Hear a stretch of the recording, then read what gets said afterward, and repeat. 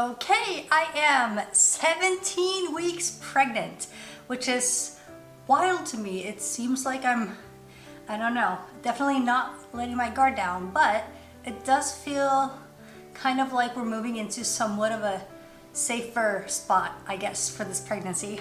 Whew. Also today I am wearing my national costume, and that is because we just came from a christening of the little brother of a angel girl that we know. So that's why I'm dressed up like this. Right, let's dive into it.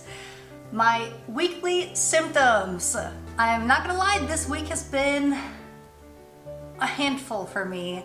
I've been exhausted, and I've also gone back to being more nauseous, which is great. I've also been having stomach pains, which I kind of feel like they are similar to growing pains, but I don't recognize them from my last pregnancy, so it's been stressful. I'll get back to that a little bit. My cravings this week, like I said, I have been nauseous, so that means that this week I've also been struggling a lot with foods. I've had both a hard time figuring out what I would enjoy eating, and also had a hard time eating enough. So it's been rough this week. I have been trying out some chia pudding, but it's not really been a craving of mine, if that makes sense. But it's been, I don't know, I've just been eating plain stuff, pizza, pudding, stuff like that. So to sum it up, not really any cravings. My feelings this week, I've been kind of upset overall. I had a really big scare where I woke up on my back, and when I turned over, my stomach was like pulsating like crazy. So I got both scared and I was in a lot of pain. I was actually, kind of sure that I was like definitely miscarrying now. So I know that's very contradictory to what I said earlier about, feeling safe, but it's a slippery slope, let me tell you. We ended up going to my doctor, and he reassured us that everything seemed to be fine, and now it does seem to be fine. So I'm hoping it is. I am very disappointed about my midwife. She had told me, because of our history, that I could just call her or text her, and she would get me in to an ultrasound. She did not, let me tell you. So I guess it's all for show. That's what it felt like anyway, that it was like, oh, I'll just tell them that I'll be here for whatever, and they probably won't use me.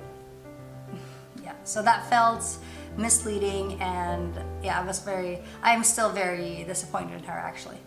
The size of the baby this week, it is the size of a pear. It is the size of a small monkey called a Philippine Tazier, I think. And it's the size of the baby's first shoes. So yeah, very small. It's about 140 grams or 13 centimeters long. Some facts for you: Bambi's eyes are still closed, but they have grown larger.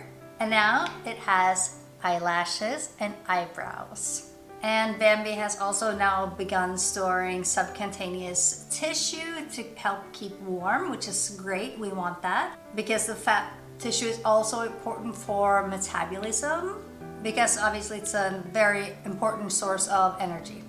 And it says here, even fetal fat has begun to envelop itself around it like a protective layer on its skin.